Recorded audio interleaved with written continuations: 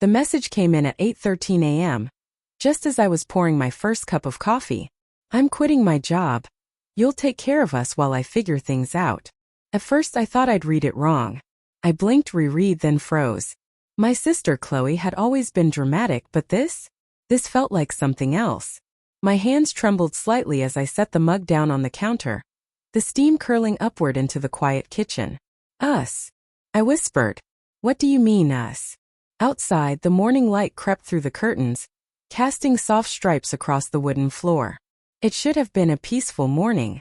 I'd planned to work from home, catch up on client reports, maybe even take a walk before the rain forecasted for the evening.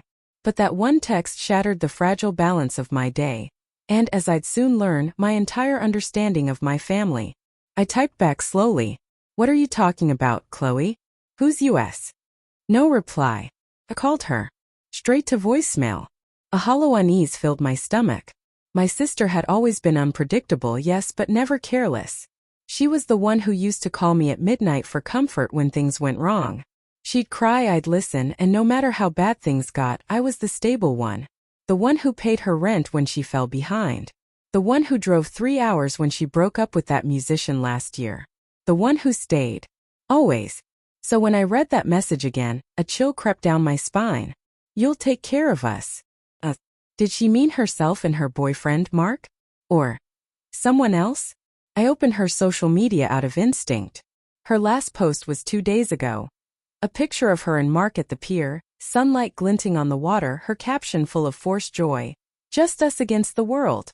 Didn't feel real. Chloe smiled, but her eyes, they looked tired. That's when my phone buzzed again. Mark. Hey, have you heard from Chloe? She left early this morning. Said she needed space. My heart began to pound. Needed space? She texted me that she quit her job, I replied.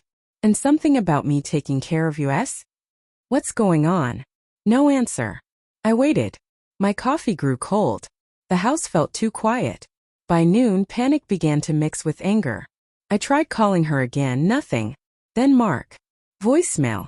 I sat down at my desk, staring at my phone, replaying every conversation with her from the past few weeks. She'd mentioned stress at work. A coworker taking credit for her project. Money troubles. But she hadn't sounded like she was at a breaking point. Unless she'd been hiding something. I thought about going to her apartment, but she lived across town and I had no idea if she was even there. Still, the silence clawed at me. So I grabbed my keys, slid on my coat, and drove. The drive was a blur of rain-slicked streets and anxious thoughts. When I arrived, the building's front door was ajar. That alone was strange. Chloe was meticulous about locking up. I stepped inside. The air smelled faintly of lavender and wine, her usual mix. But the living room was a mess. Open boxes. Clothes thrown on the couch. Half-packed suitcases. And then I saw it. An envelope on the coffee table addressed to me. My name written in Chloe's handwriting. My breath hitched. I sat down and opened it carefully. Inside was a short note. If you're reading this, it means I had to make a choice. Please don't be angry. You've always been the strong one. I need time to fix things for all of us. Please take care of Mom. I'll explain when I can. Mom? I stood up, heart racing. What did she mean, take care of Mom? Our mother lived with Chloe ever since her fall last year. But Mom had called me just yesterday, complaining about how Chloe was always out late, leaving her alone. I turned toward the hallway leading to Mom's room. Mom! Called softly. No answer. I pushed the door open. The bed was made. Her wheelchair sat by the dresser. The room smelled of eucalyptus oil and faint perfume. But something was off. Too quiet. Too still. I pulled back the blanket. Gone. Mom was gone. My pulse exploded in my ears. I called her cell. Straight to voicemail. I called Chloe again. Same. That's when the fear turned into something darker. Not just worry, suspicion. Had Chloe taken Mom? Why? I searched the drawers, the closet, the bathroom, nothing. No sign of her. Just absence. And then near the nightstand I found something else. A folded paper tucked under a jewelry box. It was a printed email. From Mark. Chloe, we need to stop. If she finds out, it's over. We can't risk it anymore. My hands went cold. I whispered. My stomach twisted. My throat tightened. She. Did that mean me? The room swayed for a second, my vision narrowing. I sank onto the bed, the paper trembling in my hands. Mark, my sister's boyfriend. The man who had spent Christmas with us. The man who fixed my car last spring. The man who, only a week ago, had texted me late at night saying, "Can't sleep. You're the only one who understands." No, it couldn't be. I scrolled through my messages with him, heart pounding. There it was, the thread that had seemed harmless. Friendly. Supportive. We'd talked about Chloe's stress, about his own family issues, about insomnia. I'd brushed off his late-night tone as loneliness. But reading it now, my chest felt tight. There was intimacy there. Unspoken but real. And then I remembered. That night last month when Chloe stormed out during dinner, muttering about being tired of secrets. I thought she was just moody. Maybe she knew. I pressed a hand to my mouth, bile rising in my throat. Had she found out? Was that why she left? Was I the reason she disappeared? The door creaked behind me. I spun around, heart pounding, just as a shadow filled the doorway. Lena. It was Mark. Soaked from the rain. Eyes red. Voice trembling. I stared at him, my pulse roaring. Where is she? I demanded. He didn't answer. He just looked at me like he didn't recognize me anymore. Then softly he said, "She took your mother." "She took your mother," Mark repeated, his voice breaking slightly. The rain pattered against the window, a slow, relentless rhythm that seemed to echo my pulse. I stared at him, words caught somewhere between disbelief and rage. "What do you mean she took her? Took her where?" He ran a hand through his drenched hair, avoiding my eyes. "She called me this morning. Said she couldn't handle things anymore. Said she needed to go away for a while. I thought she meant alone, but then she mentioned your mom. She said your mom would be better off somewhere safe." "Safe?" I whispered, taking a step closer. "Safe from what?" Mark didn't answer right away. His lips parted like he wanted to speak but couldn't decide which truth to tell. That hesitation was enough. My blood turned to ice. "What are you not telling me?" He finally looked up. His eyes were bloodshot, haunted. Chloe thought something was going on between us. The air left my lungs. I backed away, hitting the corner of the dresser. "Thought?" He nodded, guilt heavy in his expression. "She found our messages. The ones from last month. She confronted me. Said you'd been confiding in her to get closer to me. That you wanted her life." My voice came out sharper than I intended. "That's not true. You were the one who started texting me after she went to bed. I told you to stop." Mark's shoulders tensed. "I know. But it wasn't just me. You answered, Lena. You didn't exactly push me away." I slapped him. The sound cracked through the quiet apartment, shocking even me. For a long second, neither of us moved. His cheek flushed where my hand had landed, but he didn't react. He just stood there, jaw tight, eyes empty. When he finally spoke, his voice was low. "You think I wanted any of this? I loved her. I still do." I shook my head, tears blurring my vision. "Then why didn't you stop? Why didn't we stop?" Mark exhaled, stepping closer. But I held up a hand, my body trembling. "Don't," I whispered. "I swear I never touched you, Lena," he said. But the way we talked, the way we leaned on each other, she saw it as betrayal. And maybe she was right. I wanted to scream, to deny everything, to tell him he was twisting things. But deep down in the pit of my stomach, I knew he wasn't lying. It hadn't been physical, but it had crossed a line. A secret emotional intimacy I'd never dared to name. My chest burned. "So she took Mom and vanished because she thought I was trying to steal you from her?" Mark swallowed hard. "She said she couldn't trust either of us anymore. She said she was going somewhere no one could poison her peace." I pressed my hands to my temples, trying to steady the world spinning around me. "We have to find her." He nodded, but I could see in his eyes he was just as lost. "Did she tell you where?" I asked. He hesitated. "Only that she was heading north. Somewhere near the cabin your family used to go to." The cabin. My grandparents' old place near Silver Lake. It had been abandoned for years, but Chloe always talked about it like it was a sanctuary. I grabbed my phone and keys. "Then that's where I'm going." Mark reached for my arm. "Lena, wait. Let me come with you." I yanked free. Haven't you done enough? His face crumpled and for a moment I almost softened. But the anger won. I left him standing in the doorway, the rain swallowing his figure as I stormed to my car. The drive north felt endless. The highway cut through miles of drenched forest, the wipers beating frantically against the windshield. Every few minutes I checked my phone, hoping for a message from her. Nothing. By the time I reached the lake, the rain had turned to mist. The air smelled of pine and wet soil. The old cabin sat at the edge of the water, its roof sagging, shutters half rotted. But the faint glow of light from inside told me I wasn't wrong. She was here. I parked and stepped out, heart pounding so hard it hurt. My shoes sank into the mud as I approached the porch. I could see movement through the curtain, shadows shifting. "Chloe!" I shouted. Silence. "Chloe, it's me." A few seconds later the door opened. My sister stood there, barefoot, hair disheveled, eyes swollen. But what struck me most was how calm she looked. Like she'd been expecting me. "You shouldn't have come," she said quietly. Relief surged through me so fast I almost collapsed. "You scared me half to death." "Where's Mom?" Chloe stepped aside. Inside, by the fireplace, Mom sat in her wheelchair, wrapped in a blanket, staring vacantly at the flames. "Mom," I breathed, rushing to her side. "Are you okay?" She blinked slowly, her expression distant. "Lena? You came." I took her hand, tears of relief spilling over. "Of course I did. You shouldn't be here, it's freezing."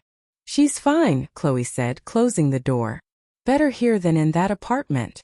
I turned to her, anger rising again. "You can't just take her without telling anyone." "I had to," she said. "You wouldn't have understood." "Understood what?" "That you ran away because of him." Her jaw tightened. "So he told you?" "Yeah. He told me you think we—" I swallowed hard. That something was going on. Chloe's laugh was sharp, hollow. "Think? I don't think, Lena. I know. Nothing happened," I said, my voice trembling.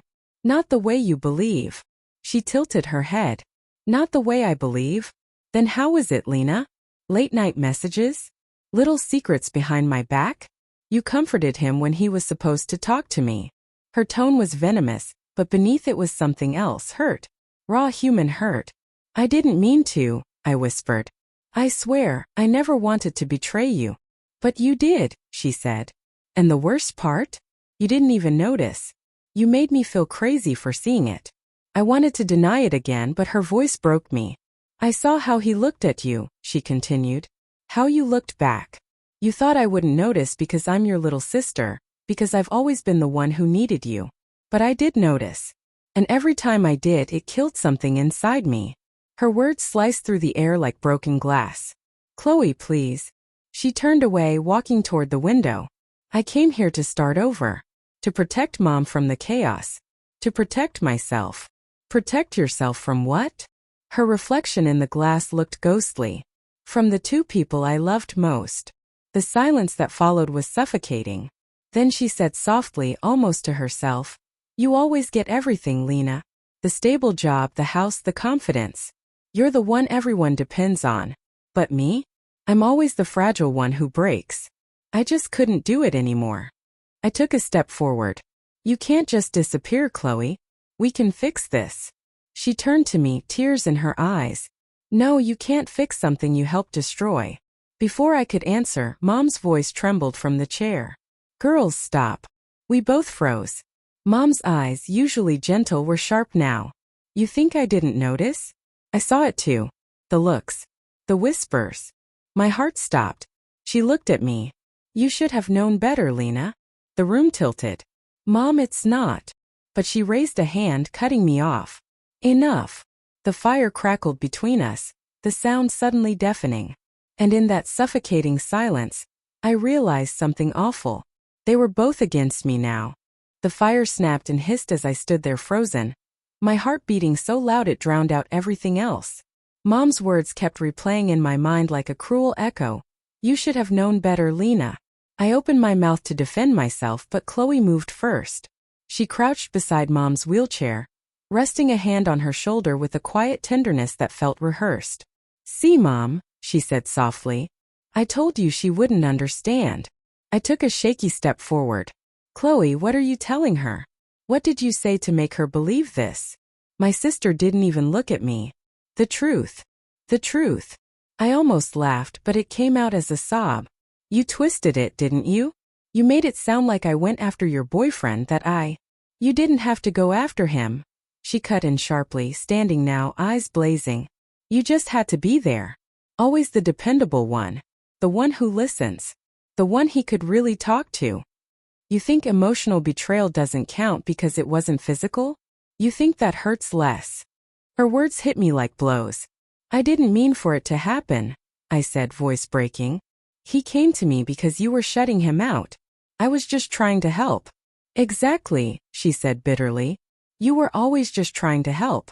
You helped when I couldn't pay my rent. You helped when my relationships fell apart. You helped so much, Lena, that I stopped knowing where I ended and you began. Her tone was venomous and vulnerable all at once. You've always been the responsible sister. The successful one. The one Mom brags about. You think you're some saint, but you live off being needed. It's your drug. I stood there speechless. The truth of her words, twisted as they were, stung deep. Mom's voice trembled from behind her. Enough, both of you. You're sisters. This has gone too far. But Chloe didn't stop. Her eyes were wet now, her hands shaking. When I saw those messages, I thought maybe I was just paranoid. But then you didn't deny it fast enough. You didn't even sound surprised. You sounded guilty. And that's when I realized I'd been living my whole life in your shadow. The room was spinning. So you ran away? I asked. You kidnapped Mom to punish me?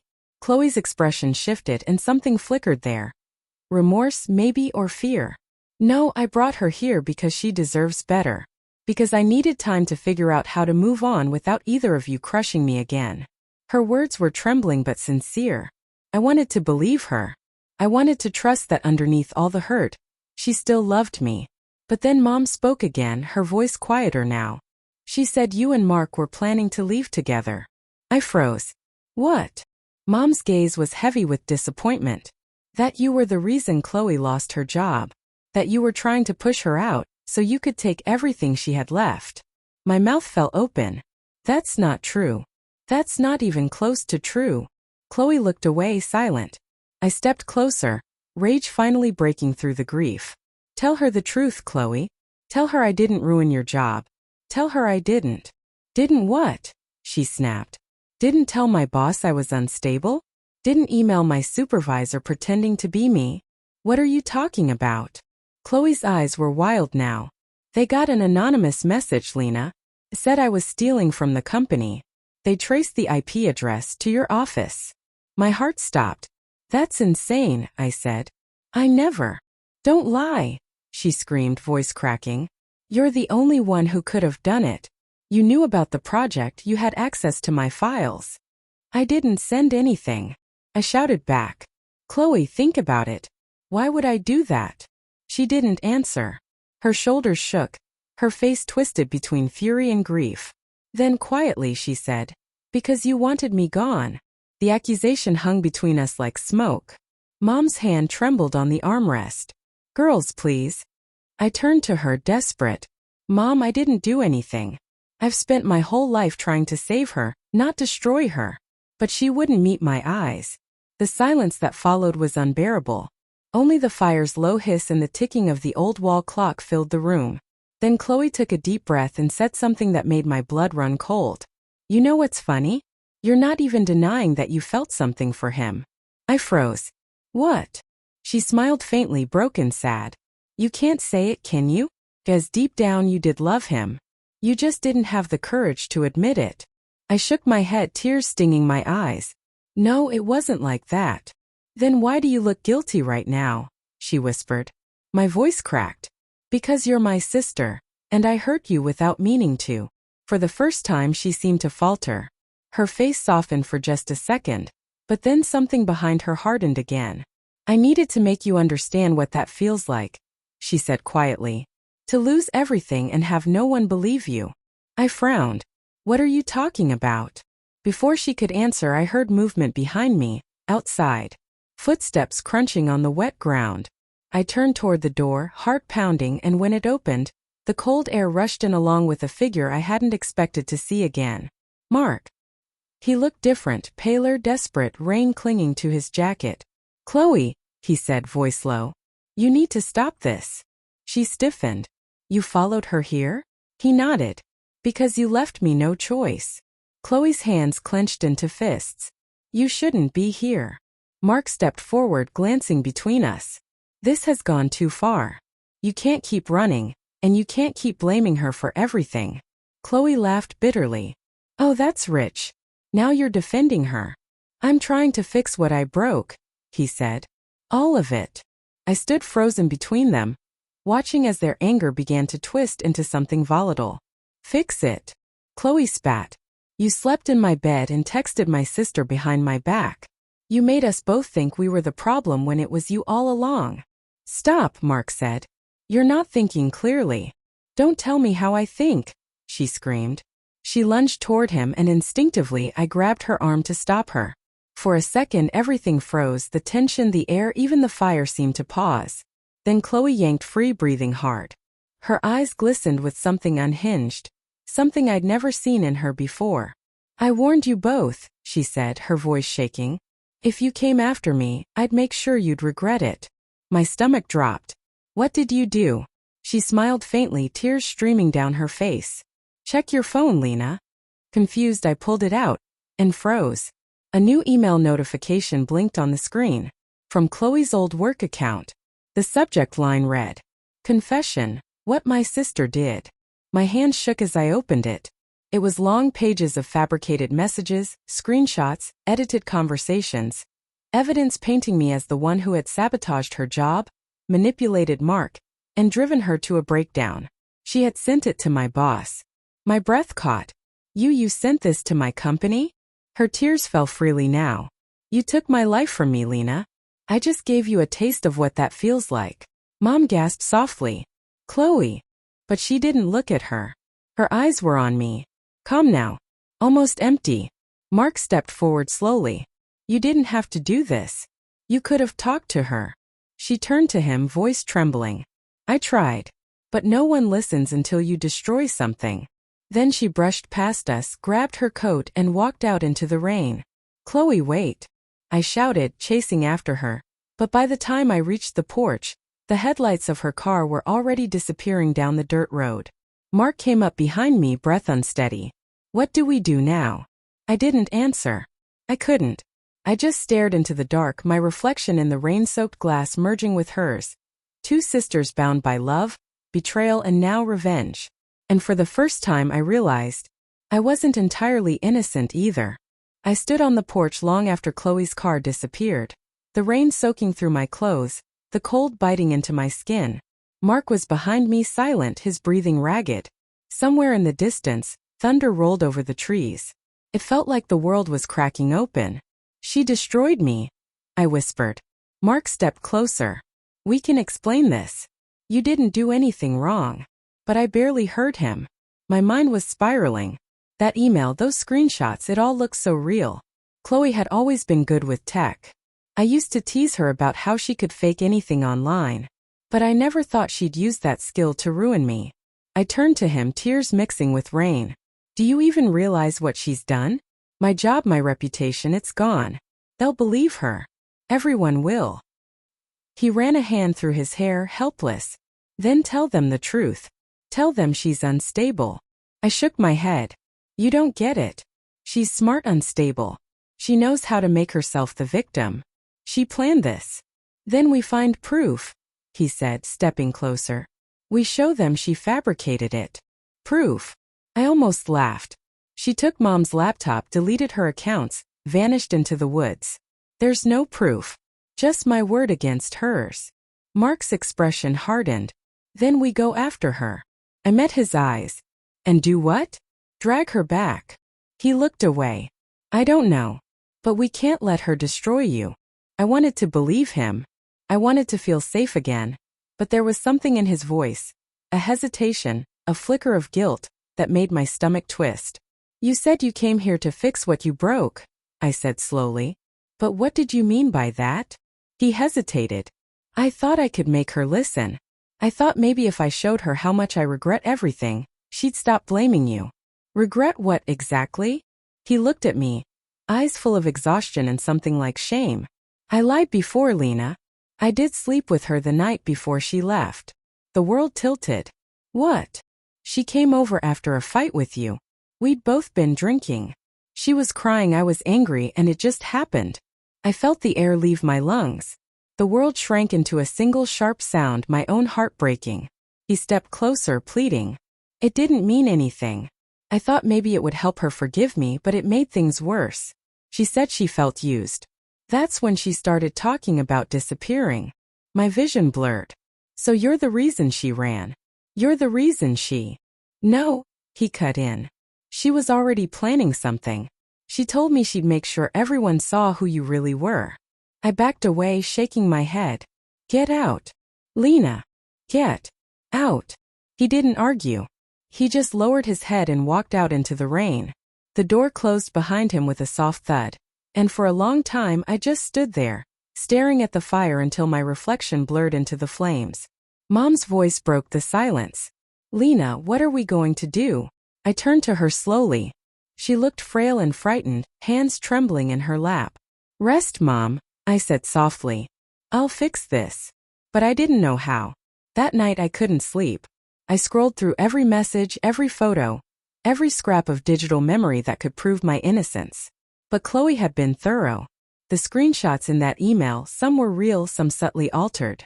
Enough truth woven into the lies to make it believable. By dawn I was numb. Then as the sun cut through the mist outside, something caught my eye. A photo frame on the mantel. It was an old picture of Chloe and me as kids, standing at the same lake.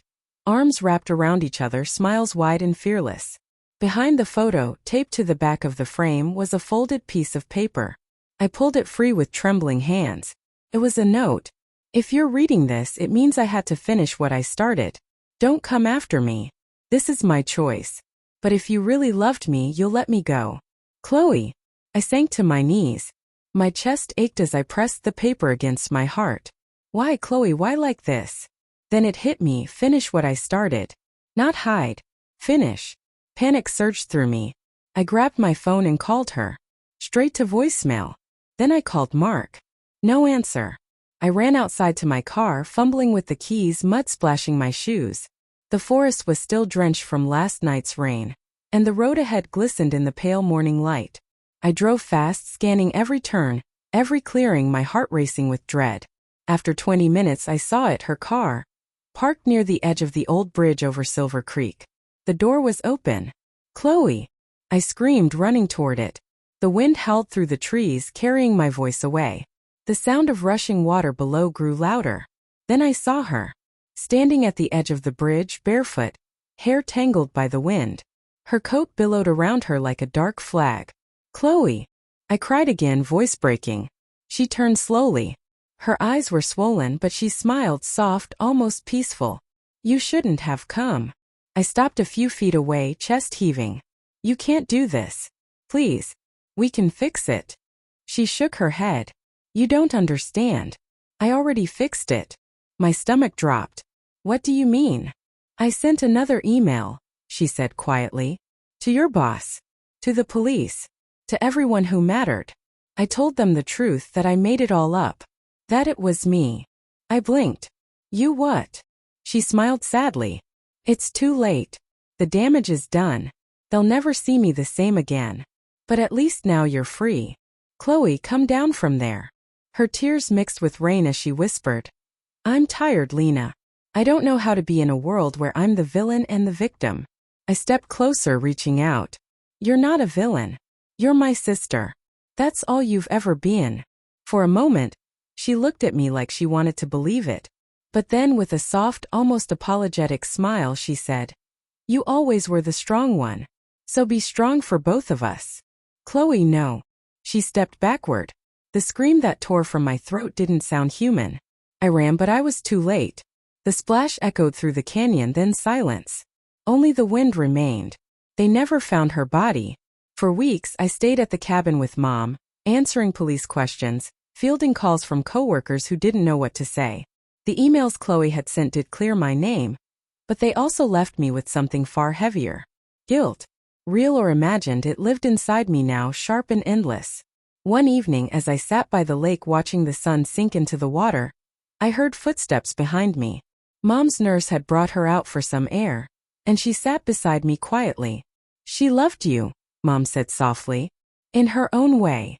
I nodded, unable to speak. She just wanted to matter.